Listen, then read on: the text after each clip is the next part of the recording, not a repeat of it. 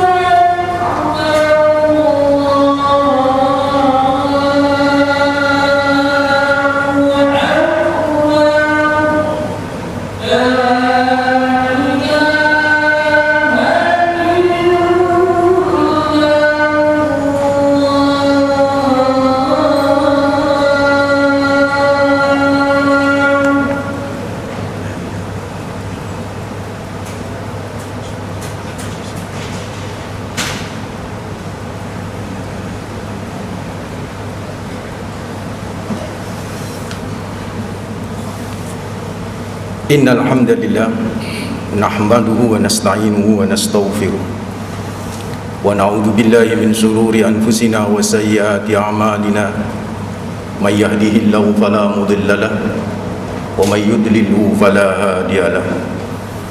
Asyhadu an la ilaha illallah wahdahu la syarika lahu wa asyhadu anna Muhammadan abduhu wa rasuluh. Allahumma salli wa sallim wa barik ala sayyidina wa nabina Muhammadin wa ala alihi wa sahbihi wa man tabi'ahum bi ihsanin ila yaumiddin. Amma ba'd. Fa ya ibadallah, usikum wa iyaya bi taqwallah faqad fazal muttaqun. Qala Allah ta'ala fi kitabihil karim: Ya ayyuhalladzina amanu taqullaha haqqa tuqatih wa la tamutunna illa wa antum muslimun. Wa qala aidan fi ayatin ukhra: Wa idh qalu Allahumma in kana hadha huwa al-haqq min 'indik fa'amtir 'alaina hijaratan minas sama' aw itina bi'adzabin alim.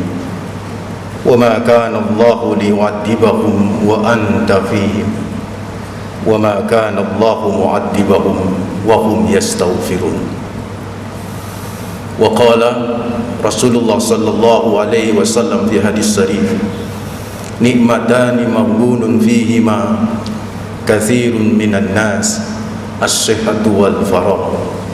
صدق الله العظيم وصدق الرسول wa nahnu ala dzalika minasyahidin. Ikhwataddin hafizakumullah, saudaraku hadirin jamaah salat Jumat yang insyaallah selalu dijaga sama Allah Rabbul Alamin. Alhamdulillah, pertama kita panjatkan rasa syukur yang mendalam, terus menerus kita haturkan hanya kepada Allah Rabbul Alamin, Tuhan semesta alam ini yang telah begitu banyak memberikan kenikmatannya kepada kita, yang kita tak sanggup berhitung dengan nikmatnya yang luar biasa yang Allah karuniakan kepada kita. Yang bisa kita lakukan terhadap nikmat-nikmatnya adalah selalu bersyukur, minimal wujud syukur di setiap helaan nafas, tidak lepas untuk selalu mengucapkan kalimat hamdalah alhamdulillahirabbil alamin. Yang kedua, salam dan salawat terus kita persembahkan kepada manusia terbaik, pemilik pribadi yang sempurna, teladan abadi bagi kita, yaitu Rasulullah Muhammad sallallahu alaihi wasallam. Semoga salam dan salawat kita kelak bisa menjadi syafaat bagi kita di hari akhir. Amin ya rabbal alamin. Saudaraku ikhwataddin hafizakumullah, bapak-bapak hadirin jamaah salat Jumat yang insyaallah selalu dijaga sama Allah rabbul alamin. Dalam sebuah riwayat dari Anas bin Malik, dalam sebuah riwayat dari Anas bin Malik radhiyallahu anhu, beliau mengungkapkan ketika Abu Jahal bin Hisham terus menolak keberadaan Rasulullah Muhammad sallallahu alaihi wasallam. Abu Jahal bin Hisham berbagai cara alasan untuk menolak ajaran Nabi Muhammad sallallahu alaihi wasallam, dan di antara yang ditolak mentah-mentah oleh Abu Jahal bin Hisham dan seluruh koleganya dari kalangan musyrikin Quraisy itu adalah keberadaan Al-Quran yang dibawa oleh Rasulullah Muhammad sallallahu alaihi wasallam. Ketika selalu dibacakan ayat-ayat Allah kepada mereka, mereka selalu berkata, in hadza illa asatirul awwalin. Ini hanya dongeng semata, seperti cerita 1001 malam dari Persia. Ini hanya dongeng-dongeng bualan orang-orang dulu, zaman dulu, yang kemudian diunggah lagi sama Muhammad. Begitu kurang lebih pernyataan mereka yang dipelopori oleh Abu Jahal bin Hisham. Wa fi riwayatin oleh An-Nadhr bin Al-Haris, seorang pakar syair dari kalangan jahiliyah musyrikin Quraisy. Nah, ketika kemudian Abu Jahal bin Hisham berhadapan dengan Nabi Muhammad sallallahu alaihi wasallam, dia nantang Allah, saudara. Dan tantangan kepada Allah oleh Abu Jahal bin Hisham diabadikan oleh Allah dalam surat Al-Anfal 32. Nanti bisa dicek. Di situ Allah berfirman, menukil omongan Abu Jahal bin Hisham, wa id qalu Allahumma in kana hadza huwal haqqa min indika fa'amtir alaina hijaratan minas sama' aw i'tina bi'adzabin alim. Kenapa Abu Jahal menggunakan kata-kata Allahumma, ya Allah? Abu Jahal tidak pernah menafikan Allah, Pak. Bagi Abu Jahal dan seluruh kolega musyrikin Quraisy, Allah itu ada. Tapi keberadaan Allah itu sama di antara para dewa-dewa seperti Lata, Uzza dan lain sebagainya, di dewa-dewa mereka. Di antara dewa-dewa mereka ada Allah di situ, nama Allah di situ. Makanya kemudian Abu Jahal berdoa menggunakan Tuhannya Muhammad. Itulah misi utama Rasulullah, adalah la ilaha illallah. Tiada dewa-dewa itu, tiada ilah-ilah itu yang patut disembah illallah, kecuali Allah. Abu Jahal tahu, percaya itu Allah. Makanya Abu Jahal berkata, Allahumma in kana hadza huwal haqqu min indik.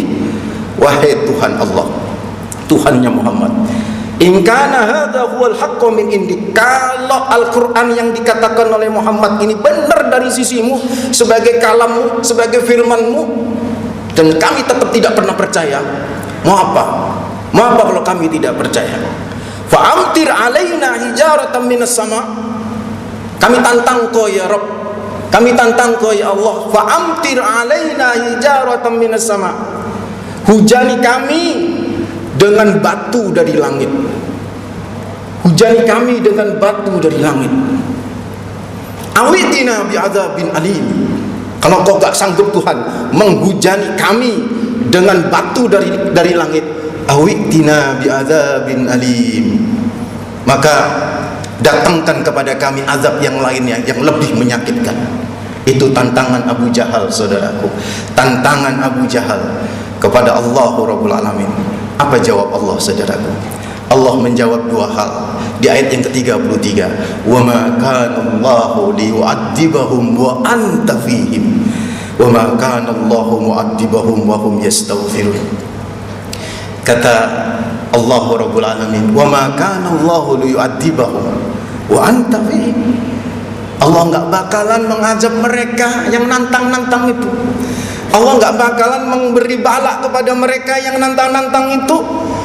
Allah enggak bakalan memberi musibah kepada mereka yang nantang-nantang itu. Wa anta fihim, selama engkau ya Muhammad berada di tengah-tengah mereka. Wa ma kana Allahu mu'adzibahum wa hum yastaghfirun. Dan sekali-kali Allah enggak akan pernah mengazab, memberi musibah, memberi bala kepada satu kaum, kepada mereka bahkan yang nantang, Pak. Wa hum yastaghfirun, selama di antara mereka ada yang beristighfar kepada Allah Rabbul Alamin. Maka saudaraku ikhwatadina fizakumullah, kalau yang nantang kayak Abu Jahal bin Hisham itu dengan koleganya nantang-nantang Allah, Allah tidak memperkenankan tantangannya. Karena ada dua hal yang terjadi di antara mereka, adanya Rasulullah dan adanya yang masih beristighfar kepada Allah. Bayangkan kita bapak-bapak, hafizakumullah, bayangkan kita saudara, kita nggak pernah nantang Allah, kita nggak pernah durhaka kepada Allah, kita nggak pernah minta COVID-19 di negeri ini dan di seluruh dunia ini, kita nggak pernah minta untuk didatangkan bala dalam kehidupan kita, saudara.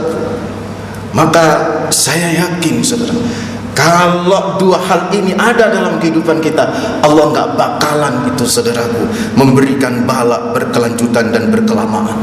Apa itu? Yang pertama adalah wa anta fihim, selama engkau ya Muhammad berada di tengah mereka. Kalau di zaman sahabat ada Nabi Muhammad, paham. Tapi bagaimana di zaman kita, saudara? Nabi sudah tak ada. Maka hidupkan Nabi di tengah kehidupan kita, bapak-bapak. Hidupkan Nabi di tengah keluarga kita supaya tolak balaknya muncul. Caranya gimana menghidupkan Nabi di tengah-tengah keluarga kita, hadirin hafizakumullah? Ada dua, saudara. yaitu menghidup-hidupkan ajaran Rasulullah Muhammad SAW, membangkitkan dan menegakkan syariat yang dibawa oleh Rasulullah Muhammad SAW. Itu bagian cara kita menghidupkan Rasulullah di tengah kehidupan kita, saudara. Menegakkan syariat itu ada dua aspek, dua sisi positif, sisi negatif, sisi anjuran dan perintah, sisi larangan, yang dalam bahasa agama amar ma'ruf dan nahi mungkar. Jangan hanya sholat malam saja, saudara. Jangan hanya punya sholat duha saja. Jangan hanya amar ma'ruf, tapi nahi mungkar pun harus kita jalankan dalam kehidupan kita, minimal dari keluarga kita. Jangan sampai keluarga kita malamnya sholat malam, paginya bertengkar sama suami istri. Malamnya sholat malam, paginya si ibu-ibu kemudian cangkruan dan ngerasain temannya. Malamnya sholat malam, paginya durhaka kepada Allah Rabbul Alamin. Ayo saudaraku ikhwatadina fidhakumullah, hidup-hidupkan sunnah Nabi supaya tolak bala itu muncul dari hal yang minimalis saja. Bagaimana cara kita makan, bagaimana cara kita kemudian menjalankan prokes ini, saudara. Ini bagian daripada penegakan syariat. Di antara salah satu penegakan syariat adalah bagaimana kita hidup di masa pandemi ini, termasuk bagaimana kita beribadah di masa pandemi ini.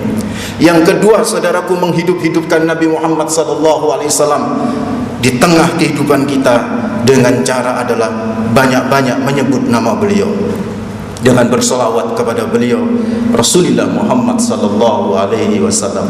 Suatu hari Ubay bin Ka'ab itu bertanya kepada Rasulullah Muhammad SAW, ya Rasulullah, berapa banyak porsi solawat saya di dalam doaku? Mungkin kita, Pak, kalau berdoa porsi selawatnya sedikit banget, mintanya kepada Allah yang banyak. Ini Ubay bin Ka'ab pernah bertanya, berapa banyak mestinya porsi salawat saya di dalam doaku ya Rasulullah? Nabi menjawab, alama syi'tah, terserah kamu ya Ubay. Ya sudah ya Rasulullah, sepertiga doaku semuanya salawat, 2/3 minta kepada Allah doa. Apa kata Rasulullah? Hadal khair, itu baik. Wa in zitta fa khairun laka, tapi kalau kamu mau tambah lagi itu jauh lebih baik. Oh kalau begitu ya Rasulullah, saya tambah deh, setengah dari doaku porsinya adalah bersolawat kepadamu. Lagi-lagi Nabi menjawab, hadal khair, itu baik. Wa in zittah, tapi kalau kamu mau tambah lagi, fa khairul laka, itu jauh lebih baik. Maka kemudian Ubay bin Ka'ab berkata, 2/3 ya Rasulullah, porsi untuk salawat kepadamu dalam doa-doaku. Apalagi kata Rasulullah, hadal khair, itu baik. Wa in zitta fa khairun laka, tapi kalau kamu mau tambah lagi itu jauh lebih baik. Akhirnya Ubay berkata kepada Rasulullah, ya Rasulullah, baiklah kalau begitu, seluruh porsi doaku adalah bersalawat kepada dirimu. Mendengar ucapan Ubay bin Ka'ab seperti itu, saudaraku ikhwatadina fidhakumullah, apa kata Rasulullah Muhammad SAW? Ini masyhur, Pak, ini sahih hadisnya.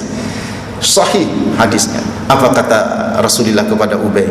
Idzan yufar laka hammuka wa yufar laka dzambuka. Kalau kau lakukan itu ya Ubay, maka Allah akan mencukupi semua kebutuhanmu di dunia dan Allah akan mengampuni seluruh dosa-dosamu di akhirat. Masya Allah. Ayo bapak-bapak, yang pertama tolak bala adalah menghidupkan ajaran Rasulullah di tengah keluarga kita, minimal dari keluarga kita dulu, sampai kemudian ke masyarakat, sampai kemudian ke negara. Yang kedua, banyak-banyakin salawat. Yang ketiga, apa kata Allah?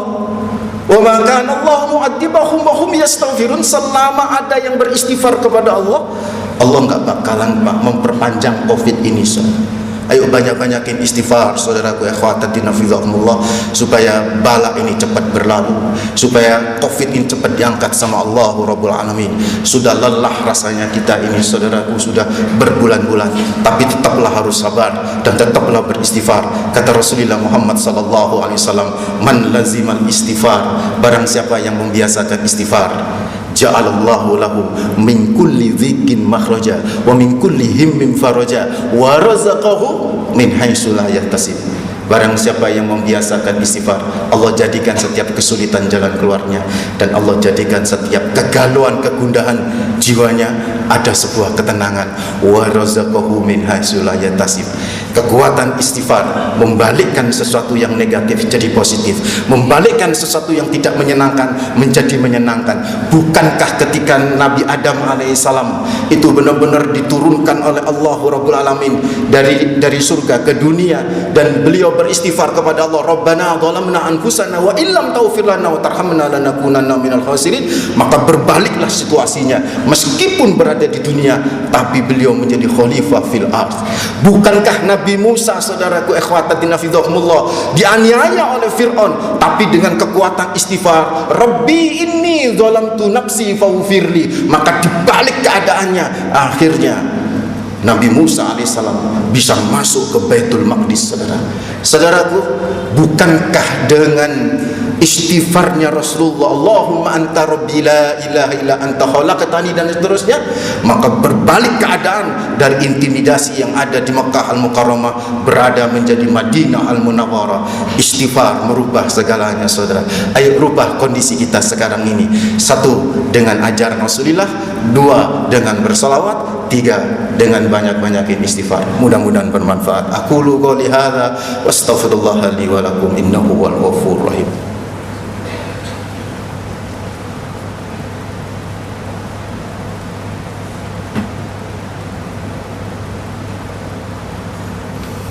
Alhamdulillah, alhamdulillahilladzi hadana lihada wa ma kunna linahtadiya laula an hadana Allah. Asyhadu an la ilaha illallah wahdahu la syarika lah wa asyhadu anna Muhammadan abduhu wa rasuluh. Allahumma salli wa sallim wa barik ala sayyidina wa nabiyina Muhammadin wa ala alihi wa sahbihi wa man tabi'ahum bi ihsanin ila yaumiddin. Amma ba'd, fa ya ibadallah, usikum wa iyaya bitaqwallah faqad fazal muttaqun. Qala Allah Ta'ala fi kitabihil karim, ya ayyuhalladzina amanu taqullaha haqqa tuqatih wa la tamutunna illa wa antum muslimun. Wa qala aidan fi ayatin ukhra, innallaha wa malaikatahu yusalluna 'alan nabi ya ayyuhalladzina amanu sallu 'alaihi wa sallimu taslima. Allahumma salli wa sallim wa barik ala Muhammad walhamdulillahi rabbil alamin. Allahumma ighfir lil muslimina wal muslimat wal mu'minina wal mu'minat al ahya'i minhum wal amwat innaka qaribun mujibud da'wat faya qadiyal hajat faqdi hajatina wa hajati ikhwanina innaka ala kulli syai'in qadir.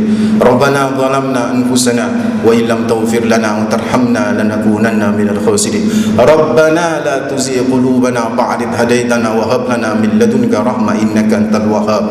Rabbana hab lana min azwajina wa dhurriyyatina qurrata a'yun waj'alna lil muttaqina imama.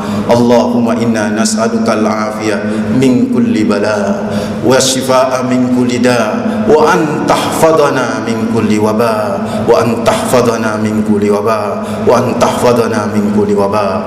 Rabbana atina fid dunya hasanah wa fil akhirati hasanatan wa qina adzabannar. Nas'aluka ya Allah wa natawassalu ilaik bi jahi nabiyikal mustafa wa habibikal mustafa an taj'ala lana min kulli dhikim makhraja min kulli himmin faraja min kulli bala'in afiyah ya rabbal alamin ya arhamar rahimin. Wa sallallahu wasallam ala sayyidina Muhammadin wa ala alihi wa sahbihi wasallam walhamdulillahi rabbil alamin. Ibadallah, innallaha ya'muru bil adli wa ihsan wa ita'i dzil qurba wa yanha 'anil fahsya'i wal munkari wal baghi ya'idzukum la'allakum tadhakkarun wa la dzikrullahi akbar.